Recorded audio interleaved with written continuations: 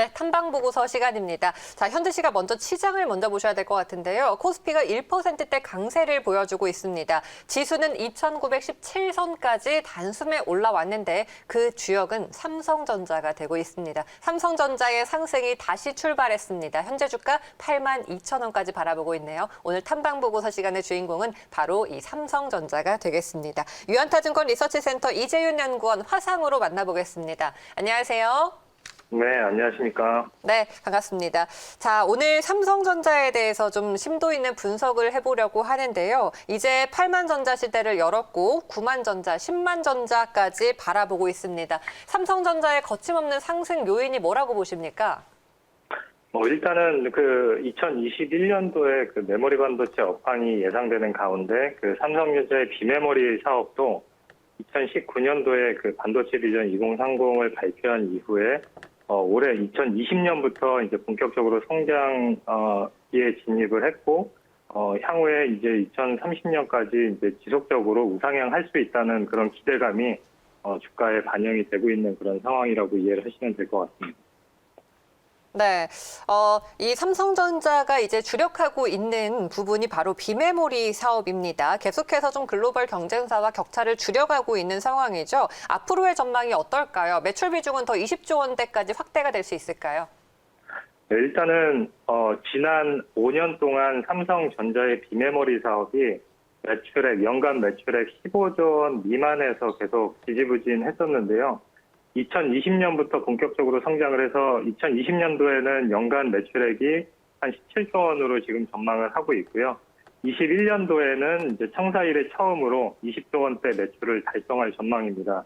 그 배경은 역시나 이제 시장에서 계속 얘기가 나오는 것처럼 그 EUV 공정 기술 확보가 가장 큰 것 같은데, EUV 공정이 도입이 되면서 삼성전자하고 TSMC만 EUV 공정을 공급할 수 있는 그런 상황이 돼버렸습니다. 그래서 과거에는 이제 TSMC하고 이제 경쟁을 직접적으로 한다기보다 이제 세컨티어의 그 파운드리 업체들, 예를 들면은 UMC나 SMIC 그리고 글로벌 파운드리, 이런 회사들과 삼성전자가 가격 경쟁 측면에서는 좀 부족한 부분이 있었거든요. 근데 EUV가 도입되면서 이 세컨티어 업체들 중에서는 삼성전자만 유일하게 공급을 할 수가 있게 된 거고요. 그래서 탑티어인 TSMC하고 이제 본격적으로 이제 경쟁을 하게 되는 그런 상황이라고 보시면 될 것 같습니다. 그래서 TSMC하고의 그런 기술 격차가 줄어들고 다시 확대되고 그런 거를 떠나서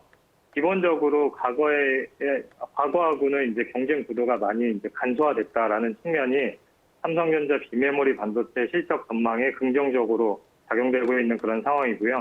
실제로 이제 향후에도 이게 계속 지속될 수밖에 없는 그런 트렌드라고 생각할 수 있는 거는 EUV 장비 공급도 이제 상당히 제한적이거든요. 그래서 이 장비가 고가이기 때문에 살 수 있는 회사도 제한적이고, 그리고 구매를 한다 해도 실제로 EUV 공정을 잡는 데까지 시간이 상당 기간 필요하거든요. 그래서 이 TSMC하고 삼성전자의 그 양강 체제로 굳어지게 된 EUV 파운드리 공정이 향후에도 계속 될 수밖에 없는 그런 상황이 아닌가, 그렇게 전망을 해볼 수가 있을 것 같습니다. 자, 파운드리 쪽의 전통 강자는 이제 TSMC입니다. 지금 격차는 상당합니다. 하지만 우리가 바짝 쫓아가고 있는 그런 형국인데요. 삼성전자의 구체적인 전략이 뭡니까? 일단은 삼성전자의 전략은 지금 기술 격차를 TSMC하고 이렇게 줄이는 것도 당연히 이제 중요한 과제가 되겠지만, 기본적으로 지금까지 이제 비메모리 사업에서는 이제 고객 기반을 다변화시키는 게 이제 가장 큰 그 과제였거든요. 그래서 지금 당장에 이제 TSMC의 그 EUV 공정이 부족한 부분이 삼성전자의 그 수주로 이어지고 있는 그런 상황인 거고, 이러한 배경에서 이제 고객 다변화의 그 기회가 이제 열린 거거든요. 그래서 이렇게 다변화되고 있는 고객의 요청을 잘 대응을 해주는 게 일단은 첫 번째 비메모리 반도체에서 이제 가장 큰 전략이라고 보시면 될 것 같습니다.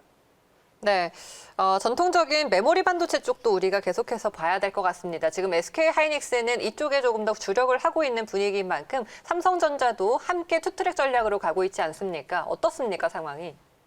일단 메모리 반도체는 독과점화가 됐기 때문에 그 안에서 이제 좀, 뭐, 단기적으로 이제 점유율 변화가 나올 수 있겠지만, 기본적으로 지금 업황의 그 바닥 사이클은 이제 짧아지고, 상승 사이클이 이제 기본적으로 이제 사이클이 짧아지는 거거든요. 그래서 지금, 지난 하반기 내내 이제 가격이 빠지다가 메모리 반도체 가격 하락이 계속 이어졌었는데, 올해 1분기부터 이제 가격이 반등할 전망입니다. 그래서 지난해 10월까지만 해도 2분기 반등을 전망을 했었는데 그 시점이 계속 앞당겨져서 1분기부터 가격 반등이 예상이 되고 있고요. 그 실제로 이제 모바일 중심으로 작년 하반기부터 2020년 하반기부터 모바일 중심으로 리스타킹이 진행이 되면서 재고가 빠른 속도로 소진되고 있다라는 점이 업황에 긍정적으로 작용을 하고 있습니다. 그래서 지금 모바일 중심의 리스타킹이 이제 서버 쪽의 고객사들의 리스타킹으로 이어지게 된다면은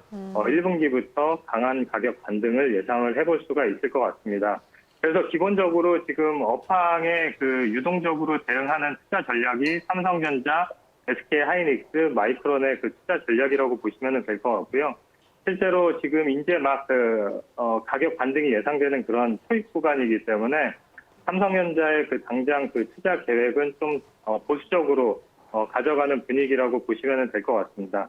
뭐 이미 잘 알려진 것처럼 삼성전자 그 일가의 그 배당 재원을 확보를 해야 되는 그런 상황이기 때문에 회사가 자체적으로 가장 컨트롤하기 쉬운 캐펙스가 이제 프리캐시플로에서 가장 컨트롤하기 쉬운 그 재원이거든요. 그래서 일단은 캐펙스를 가능한 한 보수적으로 지금 가져가는 그런 분위기라고 보시면 될 것 같고요.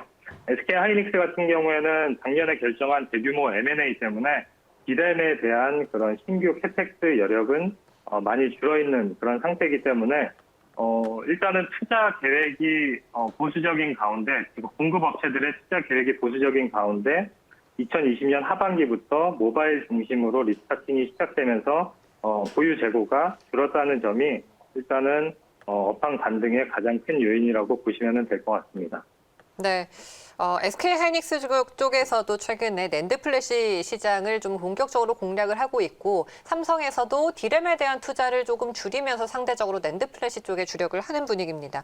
뭐 마이크론 등 이외에도 경쟁 업체들이 많이 있는 상태라서 이 메모리 반도체 쪽에서의 경쟁이 조금 더 치열해 보이는데요. 어떻게 생각하십니까? 일단은 지금 낸드 쪽, 디램 쪽은 그 디램 3사, 그러니까 글로벌 3사로 이제 그 독과점화가 된 상태고, 낸드는 말씀하신 것처럼 경쟁사가 조금 더 많습니다. 하지만 뭐 경쟁사가 그렇게 많다고 표현하기에는 이제 플레이어가 실제로 메인 플레이어는 삼성전자, SK 하이닉스, 그리고 도시바, 그리고 이 정도로 이제 압축이 돼 있는 그런 상태고요. 실제로 낸드 같은 경우에는 이제 가격 탄력성이 높은 제품군이기 때문에 이제 가격 하락에 따라서 이제 그 수요가 여기저기서 이제 증가하고 있는 그런 상황인 것 같고요. 실제로 지금 공급업체들의 전략은 결국에는 이제 3D 낸드를 얼마나 잘하느냐가 그 원가 경쟁력 차이를 구분 지을 수 있는 그런 부분인 것 같습니다. 그래서 지금 뭐 삼성전자 같은 경우에는 이제 128단이 이제 주력으로 올라왔고, 경쟁사들도 이제 대부분 다 128단대로 이렇게 올라오고 있는 그런 상태거든요. 근데 이제 여기서 이제 좀, 변곡점이 될 수 있는 거는 삼성전자가 지금까지 경쟁사와는 다르게 싱글 스택의 3D 낸드를 고수해 왔다고 하면은 올해 하반기부터는, 그러니까 128단 이후부터는, 더블 스택, 그러니까 경쟁사들이 지금까지 해왔던 더블 스택으로 가야 되는 그런 상황인 것 같습니다. 그래서 지금까지 삼성전자와 그 후발 업체와의 그 영업이익률, 낸드 쪽에서 영업이익률 차이가 싱글 스택을 적용하면서 그 원가가 훨씬 더 낮은 거거든요. 싱글 스택이. 그래서 더블 스택이 원가가 훨씬 더 높은 그런 공정이기 때문에 삼성전자가 고수했던 그 싱글 스택이 이제 그 업체 간의 그 마진율 차이를 보여줬던 그런 부분인데, 올해 하반기부터는 이제 삼성전자도 이제 더블 스택을 해야 되기 때문에 그 마진 격차가 실제로 좀 줄어들 가능성이 있다고 보시면 될 것 같습니다. 그래서 실제로 지금 가격이 충분히 빠진 상태에서 늘어나는 수요에 얼마나 잘 대응하는지가 이제 관건이라고 보시면 될 것 같습니다. 네. 자, 마지막으로 7일에 4분기 삼성전자 실적 발표가 기다리고 있습니다. 주요 사업부의 매출을 간략하게 좀 정리해 볼까요? 일단은 4분기 영업이익은 당초에 봤던 그 10조 원, 그러니까 10조 원 초반을 예상을 했는데, 10조 원보다는 이제 조금 하회할 가능성이 있다. 첫 번째는 이제 스마트폰 출하량이 3분기 대비해서 많이 감소합니다. 그러니까 3분기가 8천만 대를 넘어서는 그런 숫자를 기록을 했는데 4분기 같은 경우에는 당초에 예상했던 거는 7천만 대 수준이었지만 지금 4분기 스마트폰 출하량이 한 6천만 대 정도로 좀 눈높이를 낮춰야 될 것 같습니다. 이에 따라서 그 삼성전자의 IM 사업부 영업이익도 2.5조 정도로 추정을 하고 있고요. 그리고 이제 반도체나 디스플레이 같은 경우에는 그 환율의 그 민감도가 높은 사업부거든요. 그래서 환율 영향, 그러니까 특히 이제 메모리 반도체 같은 경우에는 출하량이 예상보다 좋았습니다. 예를 들면은 D램 같은 경우에는 한 자리 초중반, 낸드도 마찬가지로 한 자리 초반 정도 이렇게 그 빅그로스를 예상을 했었는데 앞서 말씀드린 것처럼 스마트폰, 그러니까 모바일 중심의 그 D램, 낸드 리스타킹이 네. 하반기 들어서 본격화됐기 때문에 출하량이 예상보다 좋은 거거든요. 그래서 출하량은 예상보다 좋지만 가격 하락은 기존에 봤던 거랑 동일하게 10%대 초반 또는 이제 한 자릿수 후반 이렇게 빠지는 거고요. 근데 이제 환율이 이제 예상보다 더 많이 빠지면서 이쪽에 대해서는 이제 실적이 기존에 봤던 것처럼 하락할 걸로 전망을 하고 있습니다. 그래서 IM 사업부가 기존에 봤던 거랑 이제 좀 변수가 있다고 보시면 될 것 같고, 그래서 당초에 봤었던 10조 원 영업이익은 달성이 좀 힘든 상황이다. 하지만 이제 중요한 거는 기존에 봤던 그 분기별 영업이익 흐름하고는 크게 벗어나지 않는다는 게 이제 가장 큰 것 같고, 장기적으로 봤을 때 비메모리에 대한 그 사업 가치가 이제 계속 우상향할 수 있다는 것도 긍정적으로 평가할 수 있는 부분인 것 같습니다. 네, 알겠습니다. 이재윤 연구원 말씀 오늘 여기까지 듣겠습니다. 고맙습니다. 네, 감사합니다. 네, 탐방보고서 함께 하셨습니다.